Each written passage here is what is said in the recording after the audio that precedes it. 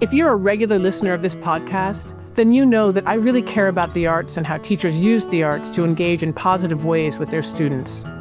And if you're looking for inspiring stories of how arts educators are transforming lives, I am here to tell you that I have found your next podcast, Arts Educators Save the World. Winner of the 2025 Earworthy Award for Best Education Podcast, Arts Educators Save the World features conversations between successful artists and their mentors about the impact that arts education has had on both their lives. And they have had some incredible guests. Check out their back catalog with superstars like Josh Radnor, Bradley Whitford, SNL's Cecily Strong, writer of Frozen, Avenue Q, and Book of Mormon, Bobby Lopez, Jonathan Groff, and the one and only Lin-Manuel Miranda. And if I were to say which arts educator has inspired me the most, it would have to be my husband, Brad Wells, founder of the Grammy Award-winning new music vocal band Room Full of Teeth and professor emeritus from Williams College. He has inspired so many with his kindness and vision and creative genius. And when he hears this, he is going to kill me. Arts Educators Save the World. Tune in. Hello, dear listeners. I hope you all had a wonderful Thanksgiving. This episode is dropping in early December, which is a little late for an episode on teacher burnout. It seems to me that teachers start talking about burnout pretty early in the year, like October. The honeymoon period is over, fatigue is setting in, and the holidays loom. Not that holidays are bad, but big breaks in the semester can really throw off the teaching rhythm. The more adjustments we and our students have to make, the more stress we feel, the more burned out we get, until we are, as they say, crispy. In today's Teaching Through Emotions episode, I'm talking with a teacher who got crispy, really crispy, and made it back. Her name is Stephanie Watroba. I met Stephanie in a teacher support group I ran this past spring, 2025. That's where I heard about her burnout, and I really wanted to hear more. So we got together a few weeks ago and had this conversation. I hope you find it interesting. And if you're feeling crispy yourself, why don't you call the TTE hotline? Let me know you're burning out or burned out, and I'll get back to you. 413-239-4158. As Stephanie tells us, it's possible to come back from burnout, and emotional help can really help. 413-239-4158. Leave me your email so I can get back to you. Well, let's get to it. When this started, I confess I did not understand. I guess maybe that's how it all turned out to be. Well, such a mess. If you're new here, welcome. I'm Betsy Burris, a teacher educator and psycho coach. Every week, I podcast or write on Substack about using your emotions to feel better and teach better. Sometimes you'll hear stories of educators as told to me or sent into the Teaching Through Emotions hotline, all of them discussed with me and my co-host, Joe Johnson. And sometimes you'll hear an interview with someone who offers an interesting perspective on teaching and learning. We unpack it all here on the feed and on Substack. I'm so glad you're here. I'm glad to see you. It's good to see you too. But with bookshelves behind you, that's just all wrong. Is it? Because do not forget, when I was in my sessions with you, I was the AP Literature teacher at the time. You were AP Literature, but you had Elfville behind you. Oh, yeah. Yeah, right? I know. Well, I was at home. That was my happy place at home, is the forest. And the closest thing to the forest is all the paper in the books. So. The books, exactly. So that's good. It's a good second. But for me, it's a very different experience. Okay, so I don't know your stories of burnout. I do know that you had maybe a couple experiences at least. Mm-hmm. So knowing other teachers as you do, is that standard for teachers to flow in and out of burnout, to both feel it and then recover from it as you have done? I do feel, now that I'm on the other side of it, that there is an ebb and a flow to the feeling you have as a teacher. And I feel that there are certain times of the year, there are certain times of the day where individual teachers feel strongest versus feel weaker. And I didn't really realize how much of it was kind of a day-to-day checking in with myself. Wow. You know, it used to be at the beginning of the year, it's how are you feeling now? Are you going to handle this year? Okay, let's go. But it really is more of a smaller, more, I would say, really more deliberate. Hey, how are you doing today? Hey, how are you doing this hour? Do you need to slow down for the next class? Because that can really affect, if I agree with myself, I will slow down for my 11 a.m. class. That can really affect how I walk into my 2 p.m. class. I love that. I just love that. Of course, we think of the ebb and flow of the school year, the kind of shape of the school year, and how, okay, by mid-October, everyone's burning out. Yep. But I love this idea that there's an ebb and flow of every day. There's no judgment. There's no stigma. It's, No. I'm not as great at 11 as I am at 2, or whatever. I'm not as great at 11 as I am at 8. And to accommodate to those kind of biorhythms actually makes all the sense in the world. And if you do accommodate, you're going to do better later. The whole day will be better. Yeah, absolutely. So what you're saying is that teachers, whether they call it burnout or not, whether they enter into crisis mode or not, are going through these ebbs and flows all the time anyway. Yeah, absolutely. And either succumbing to them or managing them as they go. Yeah, and it can manifest in so many ways. I think a lot of when we talk about, those teachers in the teacher's office that are always complaining about the kids or, gossiping, or those teachers are kind of in the middle of their own burnout in their own way, right? And so sometimes reframing it helps me understand a lot of my coworkers a lot differently as well. It helps me see the best in them. Yep. You're going through a rough time, which is why they're not lashing out, but they're externalizing it, getting negativity out. I call it spewing. Yeah, spewing is great. Yeah, absolutely. Yeah, but it's a really great, also another really great observation.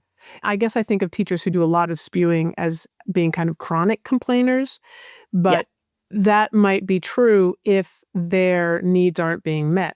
That is, if no one is able to say, oh, you're in a bad space right now because you have a lot of negativity and you can't hold it in your own body, so you're letting it out on ours.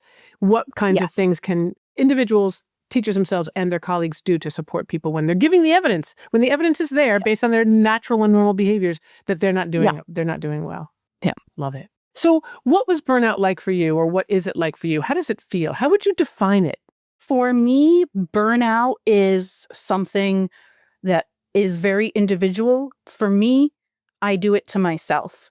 Nobody is a harder critic on myself and my work and how I do than I am.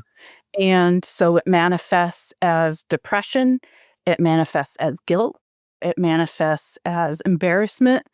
A lot of things that I feel, even if they were coming from other places, because they're coming from inside, they are very, very large feelings and very chronic, and it takes a lot for me to get back on top of them. When I burn out, days turn into a cycle of get up, go to school, come home, eat some food, go to sleep. And it just goes over and over and over. And I start backing out of the world because I'm just trying to conserve whatever energy I can to put the mask on again the next morning. So when you say that it's internal and you do it to yourself, I'm wondering what the conditions are. Is there a job you could be in, or a world or a life that you could have that would not trigger those internal feelings? That's a great question. I don't know. I mean, I tend to be hard on myself no matter what job I have. I've had other jobs in other types of careers. I'm a certified horseback riding instructor. I've run summer camps. I have worked at a Blockbusters. I've worked at clothing chain stores. No matter what I do tend to find that I am very detail-oriented. I like feeling like I'm doing the right thing, that I'm doing well. I do hold myself to those expectations no matter where I am. Would you call yourself a perfectionist? Yes. So that means that wherever you are, whatever you're doing, you're going to be kind of torturing yourself that way. I think of perfectionism as being a form of torture. So that makes sense. So the self-critical voice and that kind of inescapable self-critical voice comes along with that. Wow. Okay, that's great. That's a really great setup. I want to be hearing about how you pulled out of burnout. But this next question is kind of stepping back a little bit. What are the warning signs for you that burnout is looming? Do you know? Can you tell? Yeah, now I can tell, now that I've had some experience and now that I've worked a little on identifying those signs. And for me, my attitude is definitely a huge sign. If I am starting to get irritable easier, if I'm not immediately thinking the best of people's decisions or emails I'm getting or interactions I'm having, if I'm not immediately thinking the best and instead thinking the worst, or they must be, thinking something bad of me to send an email like this, or they must be thinking I don't have myself together because I'm running late on this assignment or whatnot, I tend to think the worst of other people's thoughts of me. Once that starts happening, I go, whoops, no, that's not what we do here. We step back, we observe, and we take in information, and we go, that's interesting. Let me add that to my internal understanding of things. What you're saying, the way I would put it is, one warning sign, the biggest, is you're projecting. That is, when internally you're getting full up, you project those emotions onto others and imagine them feeling that way about you. Which is beautiful because, I mean, from an organismic standpoint, if you want to kind of take yourself down, you're full up, then you fill the world around you with those negative feelings, which means you then crash. Yes. And what you're saying then, the antidote to that is to recognize the data. What is happening out there? What am I seeing? How would I describe it? The data is both external and internal, because you can actually be paying attention to, oh, if I think they're feeling that way, then that probably means I'm feeling this way. Yeah. And I can look for that. Yeah. Oh, that's interesting. That's like reverse projection. Yeah. I think I was listening to a podcast while I was working through some of my understanding of my own burnout, and the change in internal response that a man was describing about his relationship with food. And he said that every time he went to the kitchen and went to get more food, internally his brain would go, this is never going to stop. This is never going to stop, and I'm never going to get over this. And then one day he went down to the kitchen and opened the fridge, and his brain accidentally said it differently. It said, oh, this is never going to stop. This is just the way it is. And that reframed my whole thinking about burnout, which is not, this is something that's happening to me. This is part of who I am, and I have to just embrace it and kind of take it along with me. If I treat burnout like that's just part of who I am because I'm a perfectionist, because I'm hard on myself, if I recognize that, then I can go, oh, here comes burnout again. Come along, friend. Let's go to the next day together. So how do you make friends with burnout? I think I started realizing that I could treat myself the way that I treat students, which is I always give them the benefit of the doubt. I always understand that they're always learning every day. Nobody's perfect. Sometimes things go very well. Sometimes I have trouble getting them to understand a concept. But if I tell my students that you have to expect the best of people around you and you have to do your best every day, then I have to do the same thing. That brought tears to my eyes. I mean, I feel like that kind of compassion towards oneself that is just the natural way you are with other people. I mean, it just makes me sad that so many of us cannot do that, that we are the ones that we attack viciously, and yet then ask ourselves to be present to others in loving ways, in ways that we can't be present to ourselves. It's a double whammy. It's a double demand to survive one's own attacks on oneself and to be present to others for whatever they have to bring. But it kind of serves as another definition of burnout in a way, in that Yes. if one is undermined and has no place to stand in one's own psyche, internally, there's very little to give to anybody else, no matter how much you want to. So you don't have the Yeah. energy. As you say, you just have to go through the motions and try to conserve your energy because you're devoting so much of it to self-annihilation.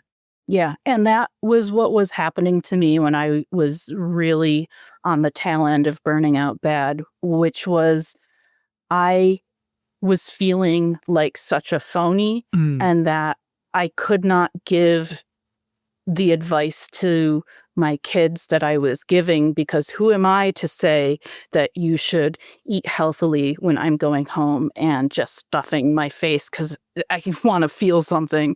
Who am I to say that you should keep track of your assignments and, keep things organized when my room is an exploded mess because I can't keep, myself up to these standards? And it started feeling like every nice thing I was saying and doing as a teacher for them was just another thorn in my own side. Right? And it's interesting to think that the standards that you're talking about are actually irrelevant.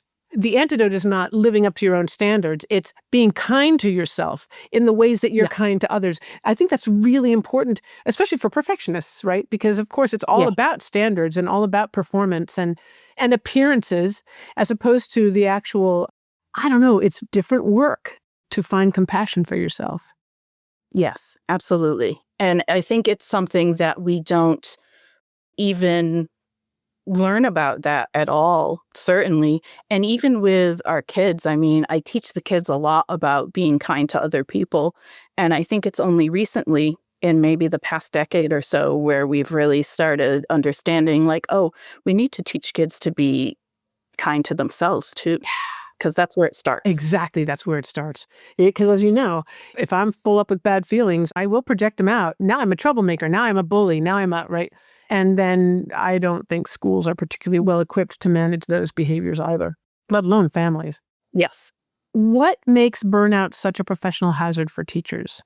So I've thought about this a lot, and I think one is just the expectations of teachers. And I think we all know that teachers are expected to be very good at what they do, but what they do is different for every person you talk to. Hmm. I need to be really good at my subject. I need to be really good at remembering whose birthday is when and who's in a fight with who right now and who has an individualized education plan. There's so many things that we need to be for the kids. And we are, I think, held to really, really high expectations in terms of even there's questions on whether, as a teacher in your own personal time, should you be able to go out to the bar and have a couple drinks with people? If you see a parent there, are you suddenly teacher again? Or is that still you, the person, rather than you, the teacher? So it's really difficult when you have all of those expectations. And then on top of that, the type of people who become teachers, I think, have high expectations of themselves anyways. Yeah. And so that's just a problem waiting to happen. I think that there is also a lot to be said for the fast-paced nature of life nowadays.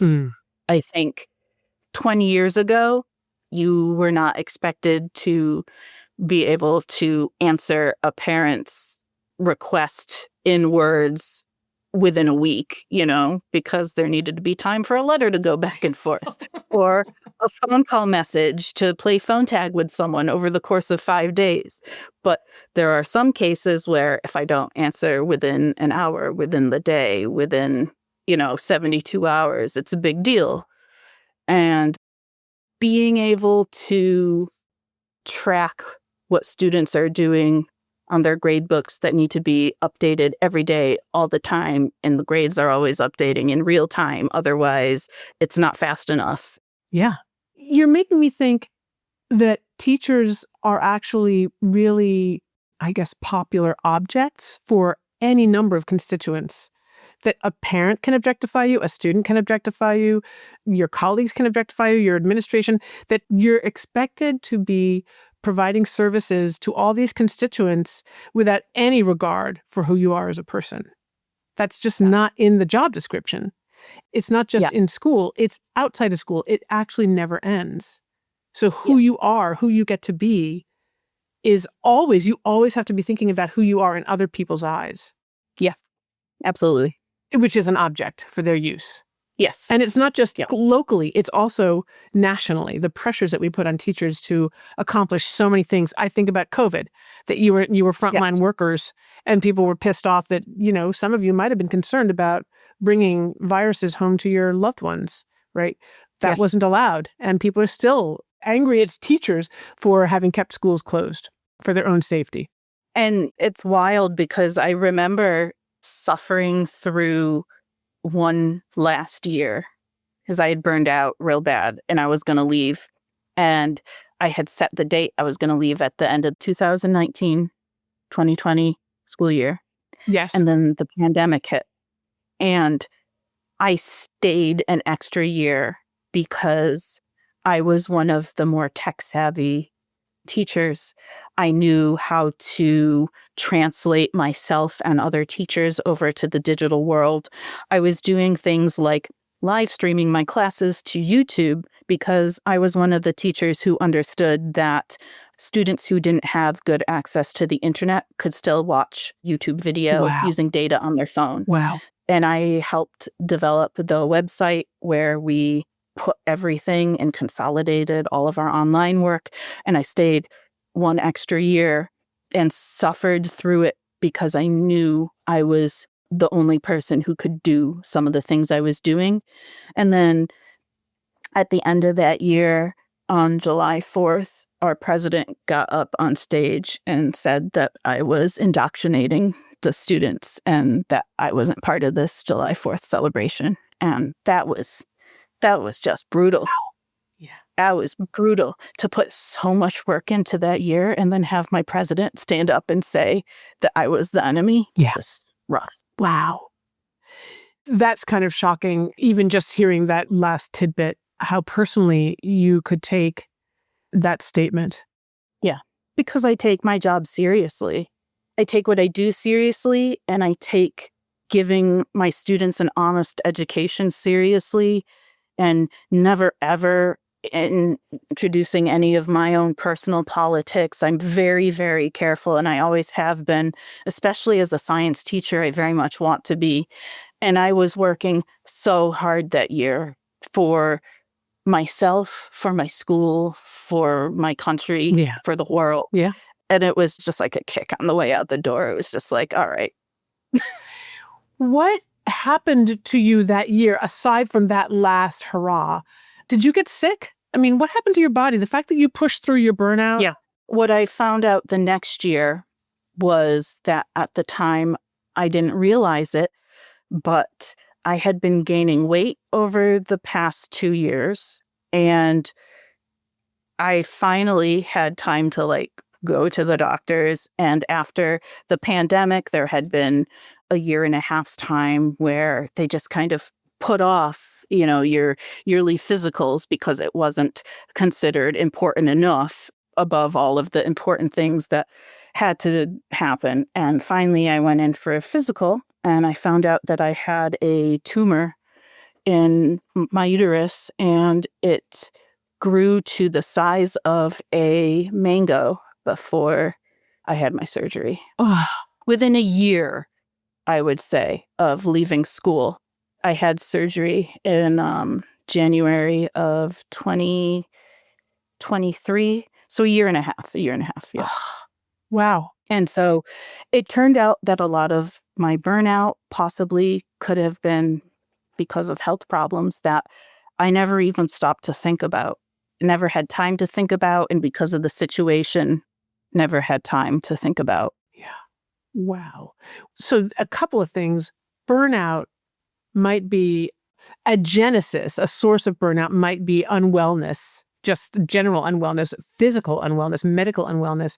And the fact that you're working as hard as you are and becoming burned out keeps you from getting cared for. Again, another double whammy. Yeah. I feel as though, again, that first question, are you special because you've had burnout and you've survived it? No, this happens to teachers all the time. I experience this myself. I can feel as though I'm depleted, like I'm done. I have to have a break. And then I just push right through the feeling and get the energy back. I think teachers probably do that on a regular basis. I think pushing through can be seen as a strength, a sign of strength. But I worry about pushing through when you really shouldn't be pushing through and really getting to the point where I don't know what else to do. I don't know how else to manage my burnout or my depletion other than to push through, rather than to stop and say, why don't I just go see the doctor and just check in, see what's going on in my body. Yep. Another good tactic for teachers to be thinking about. Yep. If you're enjoying teaching through emotions, you should also check out Teach Me Teacher. It's a podcast that refuses to play small, bringing educators conversations that stretch far beyond day-to-day frustrations into the ideas shaping the entire landscape of education. Instead of focusing on our worst moments, Teach Me Teacher spotlights the people pushing teaching forward, from the White House to the classroom. Host Jacob Chastain has interviewed Education Secretary Miguel Cardona, John B. King Jr., thinkers like Eric Weinstein, icons such as Kim Bearden from the Ron Clark Academy, and beloved experts like Donalyn Miller and Jennifer Saravallo. You'll also hear from researchers and neuroscientists whose work is redefining how we understand learning itself. For me, just saying, the best part is the host, Jacob Chastain, who speaks with humor and humble authenticity. Episodes drop regularly and deliver the conversations educators want to hear, the ones that challenge, inspire, and reconnect us to the power of our profession. You can find Teach Me Teacher wherever you enjoy listening to podcasts. How are you doing now? Now I am probably in the second month of the best year of school that I've ever done. I am so present in my classes. I am so thankful for the opportunities that I get and the experiences that I have had. I've been embracing going on as many field trips and having as much experiences with the seniors as I can before they leave. It's been a great year. And in some cases, I am working and doing things that in past years I think would have really been taking me down.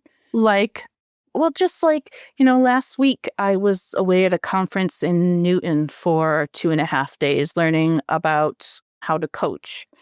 Then I was at Fright Fest with the seniors Friday night.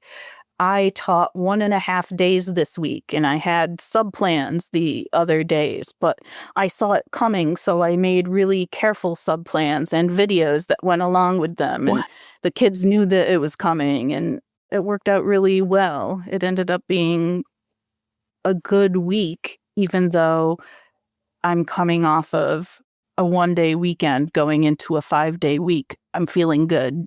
so in the past, all of that extra work would have just trashed you. Yeah, totally drained me. I would have felt every little thing that went wrong or didn't go perfect would have really hurt me personally and made me feel like I was doing really poorly. But instead, nowadays, I can embrace like everything's not going to go exactly perfect. Wow. But if we all end up on the other side of it and we've learned something, then we're in the right direction and everything's fine. The sun's going to come up tomorrow no matter what. So are you saying that your perfectionism is mitigated, that you are feeling less perfectionistic? I think so. I think that when I allow myself to treat me as a student as well, I get a little bit more grace to be less than perfect. Wow. And move on. It's a remarkable turnaround. Perfectionism is tough. Yeah. And as you're kind of alluding to, it undergirds so many other issues like eating disorders and self-loathing, suicidal ideation, all kinds of OCD. And you are working to extricate yourself from it and finding what therapists know is true, that when you get to the other side of that kind of a grip, of being gripped by that life actually is so much better. And it makes me so happy to hear that you're having a great year, that it's an attitudinal change. I get it that, it's a psychic issue, but your shift towards gratitude, I just noticed that you're grateful for the opportunities. Can you talk a little bit about that? Like, how do you actually go from self-evisceration, self-castigation to genuine feelings of gratitude? Because people can say, oh, just be grateful, do your mantra, I'm grateful for, but you actually feel it. It suffuses your body and affects your everyday. How did you do that? How does that work? Oh, I think it is not difficult to talk about, because I don't mind talking about it, but I think it's uncomfortable for a lot of other people. I think for me, I had to hit rock bottom first. And so I did. I hit rock bottom. Last year at this time, my Nana, who I lived with part of the week, had just passed away. My partner of 18 years broke up with me. It was a shit show. Wow. And it was the year that I was like going back into full-time teaching, like, this is it. I'm going back. I'm going to be okay. And then all of this stuff happened and fell down all over me. And everything, the eating disorder, the suicide ideation, all of that. And I think in a way, I needed the shock to my system. I don't know if that makes any sense, but I finally, for the first time in my life, went into therapy. And I just started sorting my feelings out every week. And I started sorting out who I felt like as a person, as a teacher, which parts of that matched, which parts were things that I said I wanted, but never actually demonstrated, and the things that I wanted to demonstrate because I wanted to be more like that. And I think just slowly on my own, it just kind of became either you're going to figure it out or you're not. Early on, before I even knew I wanted to train as a psychotherapist, I read a book.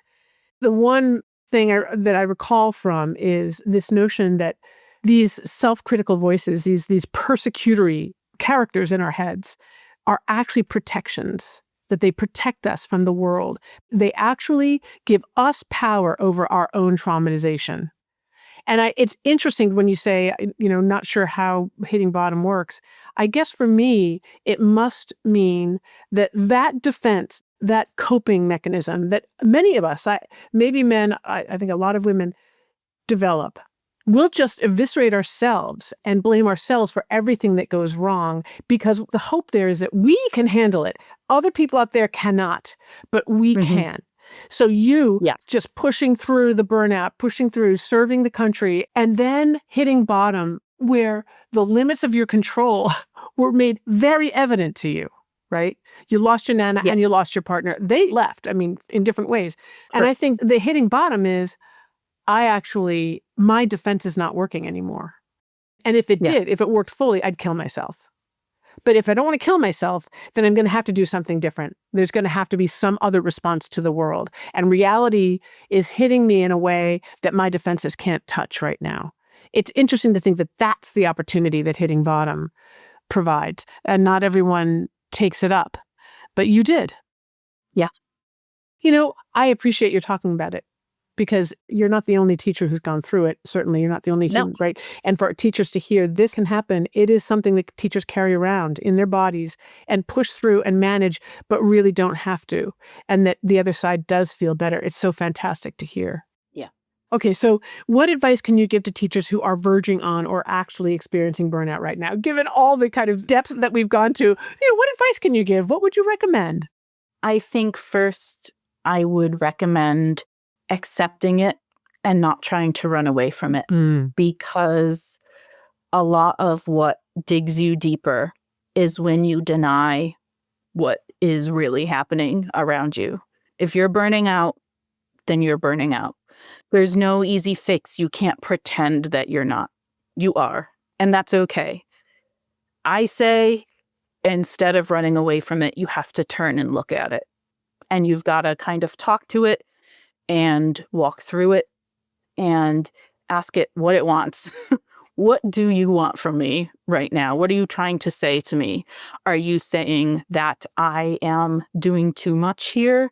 Are you saying that I feel that I'm doing too much here? I think you need to show yourself the compassion of what do you need? Give yourself what you need. And maybe be a little bit vulnerable too. It can be really embarrassing to say to a colleague or someone else, hey, I think I'm not doing well right now. But I think that if we did that a little more often, we would find a lot more camaraderie in, oh, I've felt that before. Tell me about it. I want to hear. Or, oh, here's what I did. Or, oh, I feel the same way. You're not alone. And all of those things can be valuable. You know, this makes me think of teacher support groups, which I'm outing you, but you did join one in the spring of this year that you had started therapy.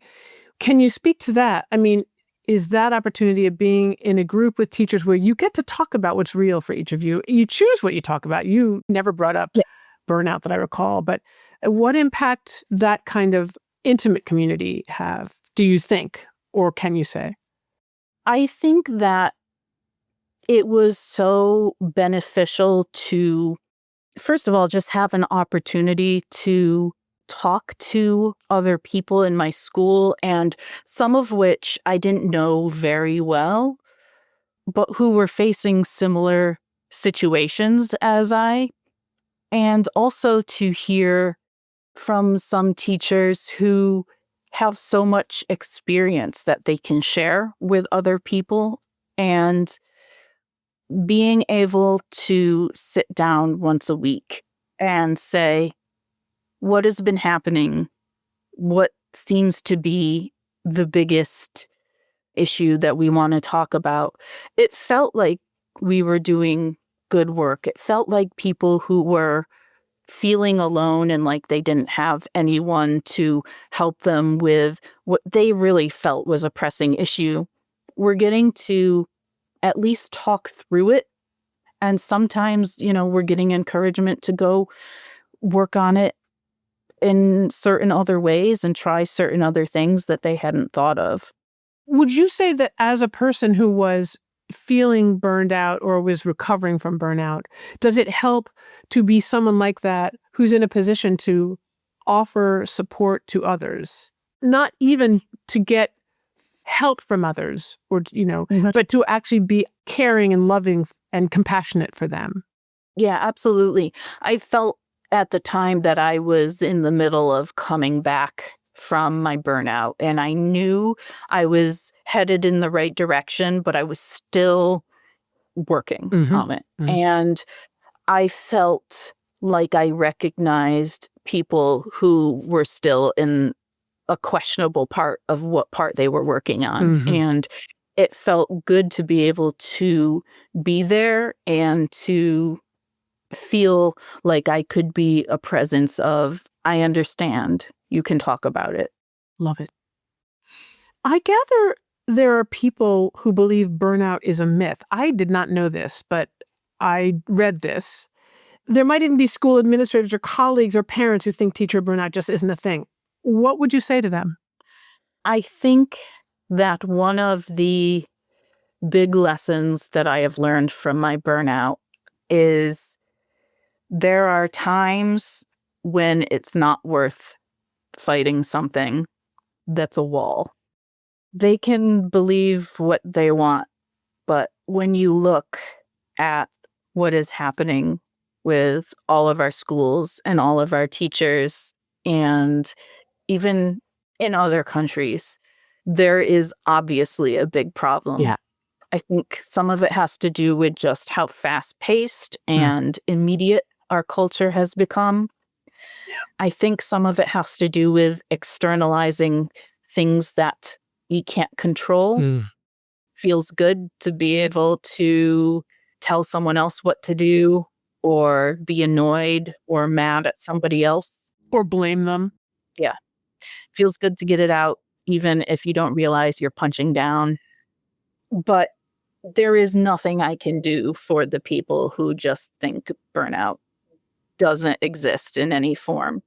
Either those are very special people who have never experienced any mental emotion to an extreme, or they're just lying to make themselves feel better. Or they're just engaging in wishful thinking, right? There's so much Yeah. denial. One can deny one's own experiences and we really want to deny everybody else's too.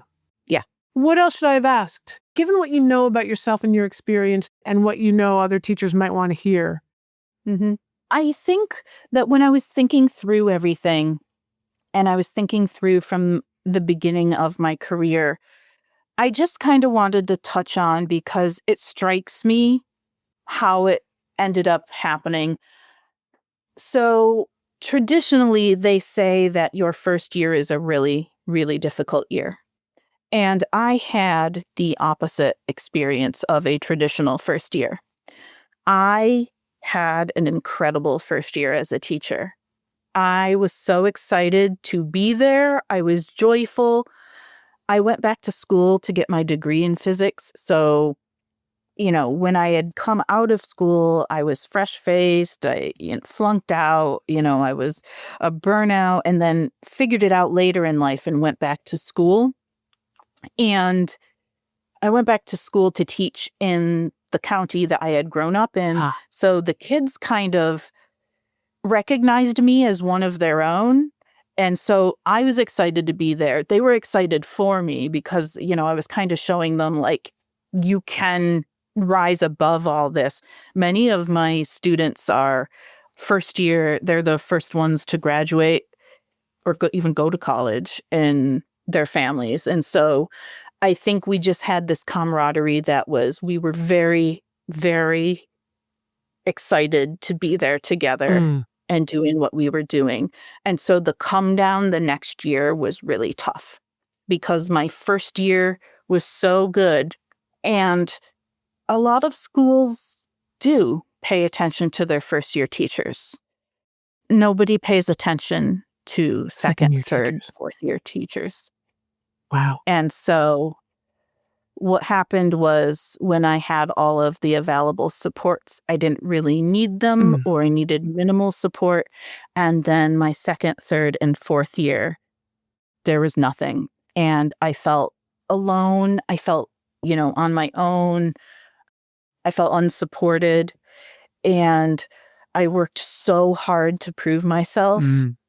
And my fourth year, I remember, was when I actually was like, I'm doing an awful job. Like, I'm checked out. I am not here.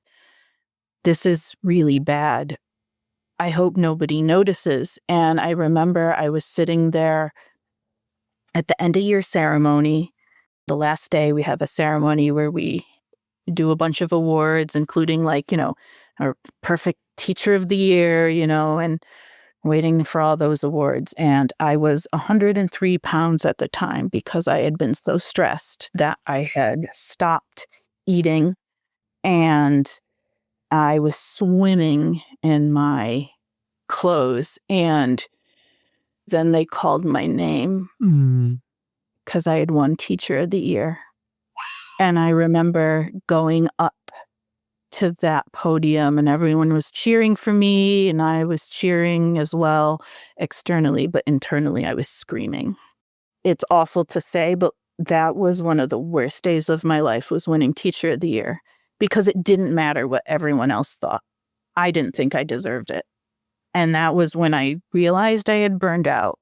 So I think it's okay to allow yourself to go, that was a mistake, and I was lying to myself. But it was a tough realization on a tough day in a tough moment. Stephanie, it's funny. The way I read that is, it was impossible for you to appreciate the award because what it meant was that no one actually saw you. Yeah. They were responding to your facade that you got really good at. Yeah. And you're the only one who knows it's a lie. I mean, Yeah. not because you weren't a super teacher, but because you were drowning. You said you were swimming in your clothes. You were drowning in your life.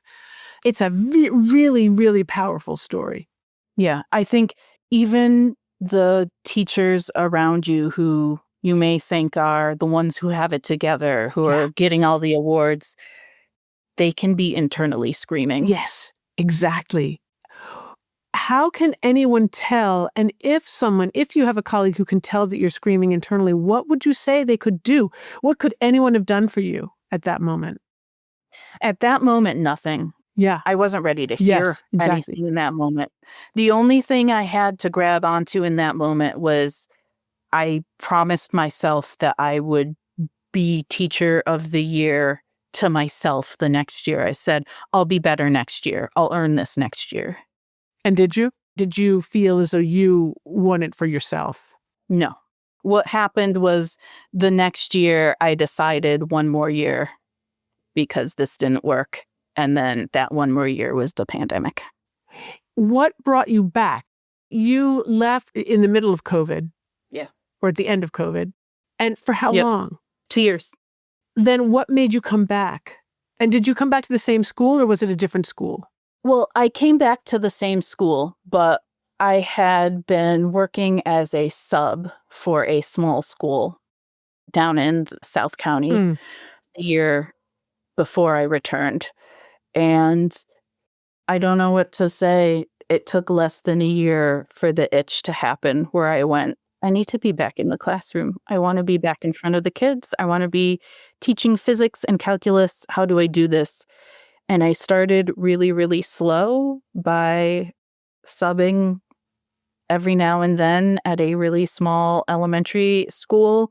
And it wasn't even like the age that I wanted. I just wanted to be in front of kids in the classroom. And when they called me, I said, yes, I will come back. I want to come back. Wow. So this is your calling. Whatever the conditions are, whatever stressors come along with teaching for you, you can't not do it, which makes this story all the better. Because for you to be adapting to these conditions, these stressful conditions in ways that keep you healthy, that's a remarkable story. That's a remarkable feat. Yeah. Right? I almost feel like wanting to be a teacher is as much of a problem as burnout. Like I had to accept both of them. I had to accept both the fact that I'm going to burn out because I hold myself to a high expectation, and I have to accept the fact that I'm a teacher and I can't stop. Oh, God. I'm addicted. They're like comorbid diseases. Yeah. My biggest shame, I am a teacher. Yeah, right? Oh my God. Are you feeling that way now? Are you feeling that shame now? In the positive sense, yes, absolutely. I am a teacher and that's what I do. Yeah.